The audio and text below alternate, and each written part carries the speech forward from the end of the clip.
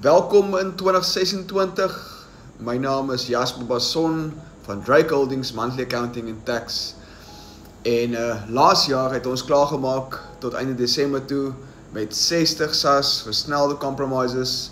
Die span was moeg en ons het lekker see toe gegaan, ons het uitgerus en ons is van maandag die 5de Januarie af is ons weer terug op kantoor en ons het voortgegaan met redelike aantal, klaar met 'n aantal SAS compromises wat ons kon oordra en moes oordra na Januarie toe.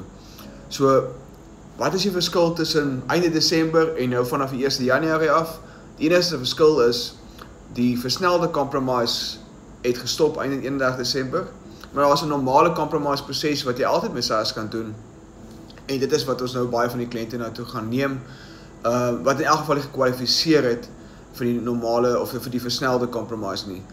So, indien jy SAS skuld het, indien jy agterstallig is met jou SAS, en jy het so half jou kop in die sand gedruk, jy het dit nog nooit hanteer nie, want jy was half bang om interactions te maak by SAS, en bang as jy jou kop daar gaan insteek, gaan daar 'n can of worms opkom.